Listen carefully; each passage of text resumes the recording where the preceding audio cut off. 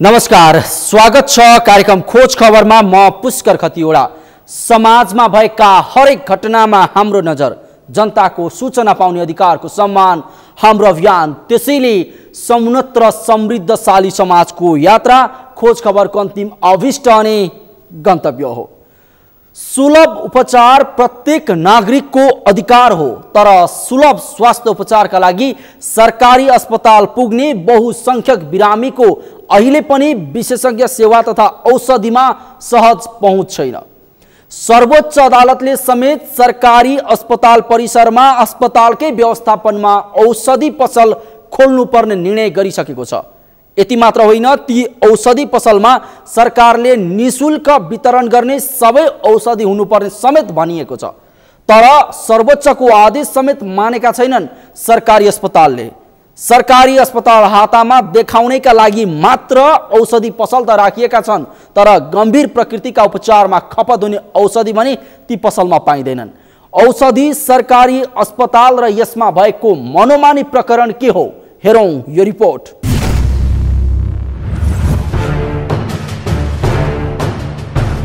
सरकारी अस्पतालमा निजी फार्मेसीको दबदबा कायमै।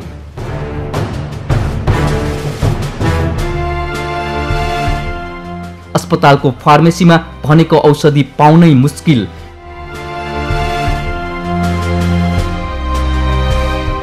निजी फार्मेसीमा महँगो मूल्य तिर्न बाध्य छन् उपभोक्ता।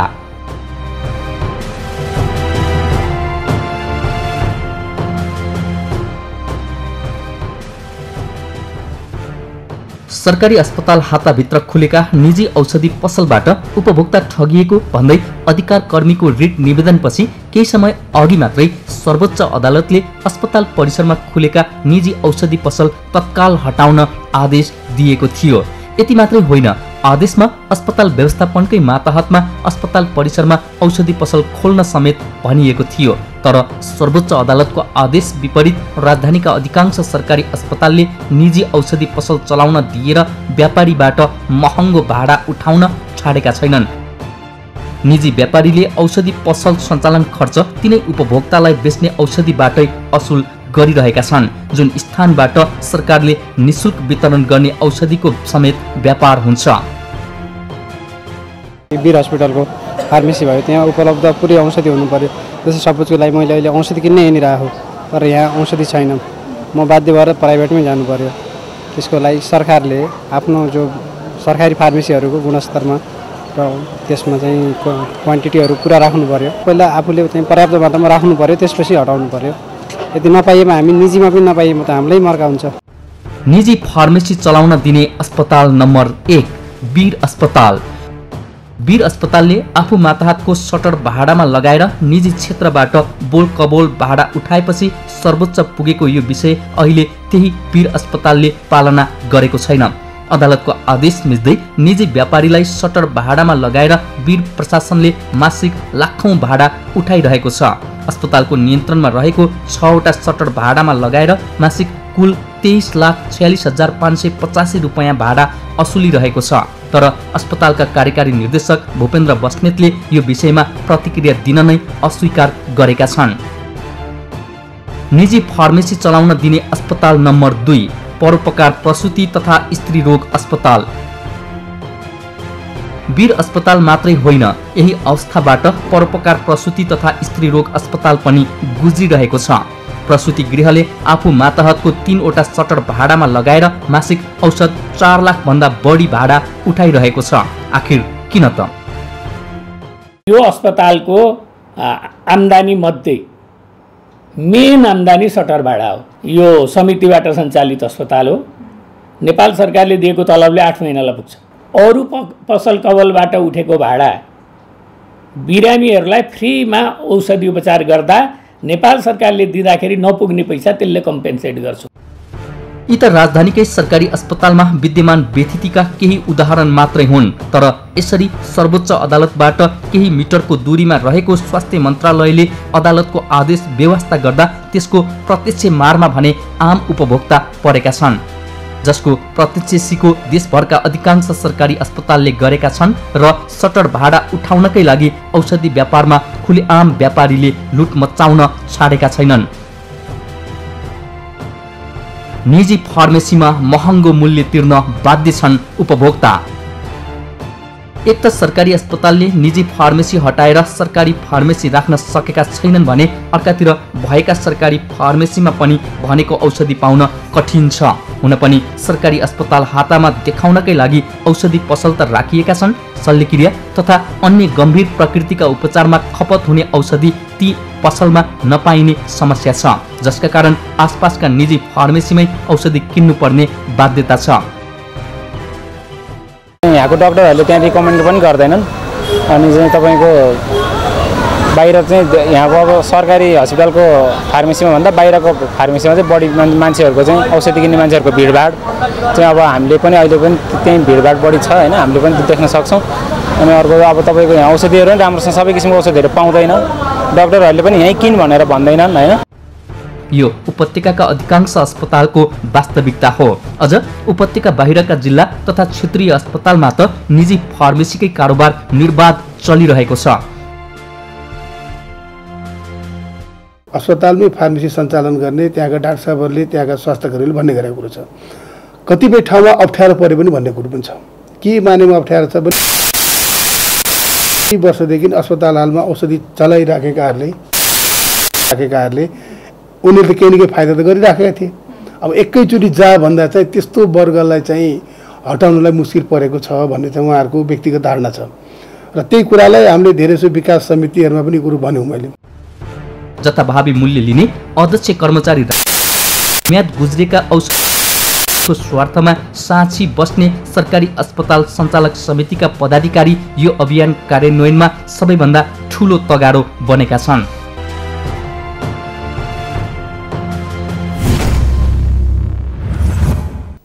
एक वर्ष अघि नेपाल सरकारले सबै सरकारी अस्पतालहरूले अनिवार्य रूपमा आफ्नै फार्मेसी सञ्चालन गर्नुपर्ने नीति बनाएको थियो। त्यस लगत्तै प्राय सबै सरकारी अस्पतालले आफ्नो फार्मेसी सुरु गरे। यसमा बिरामीले औषधि किन्दा राहत पाउने अपेक्षा गरिएको थियो। फार्मेसी सञ्चालन त भयो, तर सरकारी अस्पतालको फार्मेसीमा भनेको औषधि पाउनै मुस्किल छ। चिकित्सकले भनेको औषधि नपाएपछि बिरामीहरू महँगो पैसा तिरेर निजी फार्मेसीतिर जान बाध्य छन्। किन यस विषयमा मौन छ नियमनकारी निकाय? कार्यक्रममा एकैछिन ब्रेकपछि नेपाल मेडिकल कलेजको लापरवाहीले जीवन मरणको दोसान्धमा पुगेकी 5 वर्षीय बालिका निस्मा कार्की र यही लापरवाही सुधार्न अस्पतालले अपनाएको नयाँ उपाय सम्बन्धी थप प्रसङ्ग उजागर गर्नेछौँ। हेर्दै गर्नुहोला।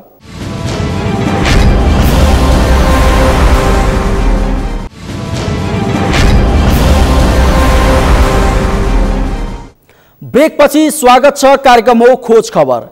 कहिले नर्विक अस्पतालमा त कहिले ओम अस्पतालमा अनि कहिले ग्रान्डी अस्पतालमा पछिल्लो समय चिकित्सकको लापरवाहीका कारण बिरामीको स्वास्थ्य जोखिममा परेको मात्र होइन, मृत्यु नै भएको घटना समेत श्रृङ्खलाबद्ध रूपमा देखिएका छन्। यही मेसोमा तपाईलाई नेपाल मेडिकल कलेजले गरेको लापरवाहीको नमुना केही दिन अघि देखाएका थियौं। एकजना चिकित्सकको लापरवाहीका कारण एक 5 वर्षीय बालिका जीवन मरणको दोसान्धमा छिन्। औषधिको मात्रा बढी हुँदा बिरामीको स्वास्थ्य गम्भीर बनेको पीडितको आरोप छ। तर यता अस्पताल प्रशासन पनि आफ्नो बचाउ गरिरहेकै छ। एक साता अघि अस्पतालमा बिरामी भई पुगेकी निस्मालाई अस्पतालको लापरवाहीले कसरी जीवन मरणको दोसान्धमा पुर्यायो, के छ त यसको वास्तविकता? हेरौं यो रिपोर्ट। नेपाल मेडिकल कलेजको चरम लापरवाही, 5 वर्षीय बालिकाको स्वास्थ्यमाथि नै खेलवाड, औषधिको मात्रा बढी हुँदा बिरामीको अवस्था गम्भीर।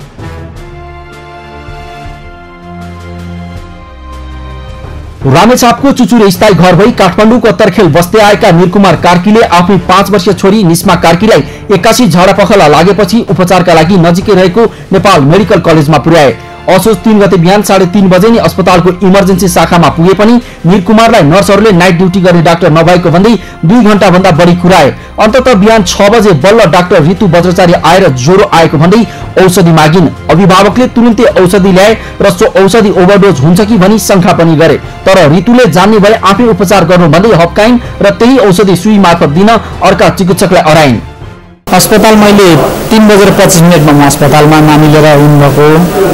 उहाँहरूले अब सुरु त अब तत्काल गर्न चाहिँ खोज्नु भएको, तर खास उपचार नानीले भनेको 6 बजेको हाराहारीमा मात्रै नानीले चाहिँ नानीलाई सलाम पानी दियो, फिभर रहेछ भन्नुभयो।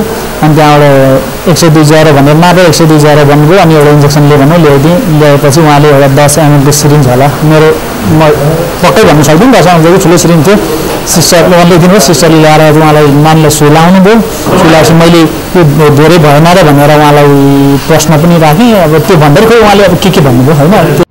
सामान्य झाडा पखालाकी बिरामी निस्माले सुई लगाएको केही मिनेटमा नै मुखबाट फिज निकाल्दै हात खुट्टा फाल्न थालिन्। चिकित्सकले उनलाई सिजर आएको भन्दै पुनः अर्को सुई लगाइदिए। अस्पतालको इमर्जेन्सीमा आउँदासम्म हाँसी खेली आएकी निस्माको सुई लगाएपछि मुटुको चाल रोकियो, हात खुट्टा चिसो भयो। तुरुन्तै धेरै संख्यामा चिकित्सक आएर उनको मुटुको चाल फर्काउन प्रयास गरे। केही बेरको प्रयासपछि उनको मुटुले केही धीमा गति लियो, तर उनी पहिले जस्तो अवस्थामा पनि फर्किएनन्। त्यो दिएको हजुरको झन्डै 5 मिनट पछाडि नानी अटोमेटिक चाहिँ बतारिने यताउति उफ्रीपाफ्री गर्ने भएर नानी आँखा पल्टाउने भएर नानी लगभग गयो भनौँ न हाम्रो सामान्य भाषामा भन्दा नानी त्यही नै गयो जस्तो भयो। पछि फेरि अनि मुटुको चाल चाहिँ रोकियो भनेर अनि पम्पहरू पनि गर्नुभयो, छाती प्रेस गर्ने।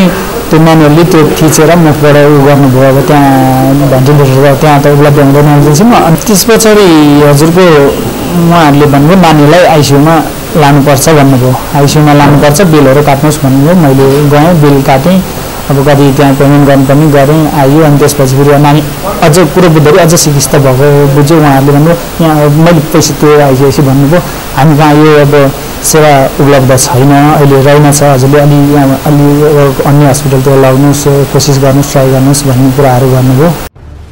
यतिमा मात्र नेपाल मेडिकल कलेजको लापरवाही सकिँदैन। निस्मा गम्भीर बने लगत्तै चिकित्सकले उनलाई आइसियु वार्डमा भर्ना गराउन काउन्टरमा पैसा जम्मा गर्न भने, तर पैसा जम्मा गरेपछि उनलाई आइसियु वार्ड खाली नभएको भन्दै अस्पतालबाट गम्भीर पारिएकी छोरीलाई अन्त्य लैजान दबाब दिएको निरकुमारको आरोप छ।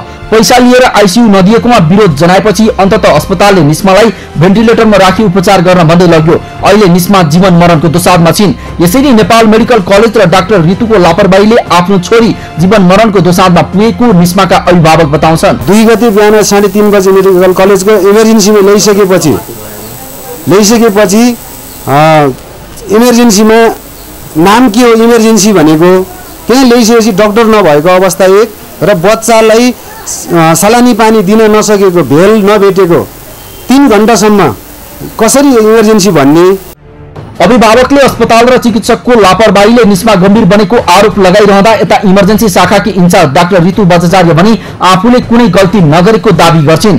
यद्यपि बिरामीका अभिभावकले लगाएको केही आरोप पनि सत्य भएको उनले स्वीकारिन्। अस्पतालमा आफूले देख्दासम्म सामान्य रहेकी निस्मालाई ज्वरो नियन्त्रणका लागि 200 mg पारासिटामोल र त्यस लगतै आएको सिजर नियन्त्रणका लागि मिडाजोलाम 0.1 प्रति किलो दरले दिएको स्वीकार्ने ऋतुले इन्जेक्सनको कारणले सिजर नआउने दाबी गरिन्। बच्चा चाहिँ मैले बोल्दाखेरि बोल्नु भएको थियो, त्यो प्यारासिटामोल मगाइयो दियो। त्यसमा चाहिँ हाम्रो डोज हुन्छ 15 mg पर केजी पर डोज होइन। बच्चा 14 किलो थियो, मैले चाहिँ 200 mg, त्यो पनि हाम्रो सिरिन्जमा चाहिँ 9 ml पहिला नर्मल सलाइन तानेर अनि त्यसपछि त्यसलाई 10 मिनटमा दियो। अनि त्यसपछि सिजर आएपछि हामीले उसलाई चाहिँ मोनिटर बेडमा अक्सिजन लाएर त्यसपछि हामी गुरुस एयरवे भन्छौँ त्यो लगाइयो। अनि त्यसपछि हामीले जुन यो सिजर आउँदाखेरि दिइन्छ मिडाजोलाम भन्ने औषधि, त्यो चाहिँ 0.1 mg पर केजीले हामीले दियौँ। त्यो इन्जेक्सनले चाहिँ सिजर आउँदैन। यता अस्पतालका उपनिर्देशक भनी डाक्टर ऋतु र अस्पतालबाट गल्ती भएको स्वीकार छन्। उनले इमर्जेन्सी शाखामा 3 घण्टासम्म चिकित्सक नहुनु, आएकी चिकित्सकले पनि पोसाक नलगाउनु, औषधिको बारेमा सोध्दा चिकित्सकले बिरामीलाई गाली गर्नु, आइसियुमा राख्न पैसा लिइसकेपछि आइसियु खाली नभएको भन्दै पन्छिन खोज्नु गलत भएको उनले स्वीकार गरेका छन्। तपाईसँग वेल एजुकेटेड या पोस्टर डक्टर थिएन 1.5 घण्टासम्म सही हो। तपाईँको डक्टर जो आउनुभयो त्यतिखेर उहाँ एप्रोन अर्थात् पोसाकमा हुनुहुन्न थियो, डक्टर पोसाकमा हुनु पर्थ्यो, यो गलत। औषधि दिँदाखेरि यो औषधि स्टेरिलाइजिङ हुन्छ र यो ओभरडोज होइन र भनेर सोध्न पाउने अधिकार छ कि छैन? अधिकार छ भने उसलाई तपाईँ आफै डक्टर हुँदो रहेछ, तपाईँले आफै घरमा उपचार गर्नुपर्छ भनेर त्यो जवाब दिन पाइँदैन, यो गलत गलत हो। आइसियुको लागि पैसा तिर्नु भन्ने र त्यस पछाडि आइसियु छैन भन्ने यो गलत हो।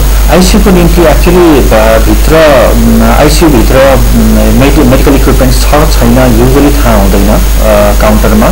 पछि के थाहा भयो भनेदेखि पिडियाट्रिक आइसियुमा भएको भेन्टिलेटर अलिकति त्रुटिपूर्ण भएको भएर चाहिँ पछि थाहा भयो जब भेन्टिलेटर काम गर्दैन भने त्यो अवस्थामा चाहिँ पेसेन्टलाई चाहिँ अर्को हस्पिटलको अप्सन दिइएको।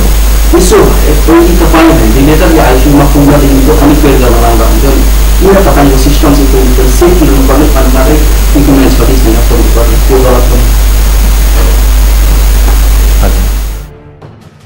यता नेपाल मेडिकल कलेजले एक सातादेखि निको पार्न नसकेको निस्माको नाममा अक्षय कोष सञ्चालन गर्ने प्रतिबद्धता जनाएको छ।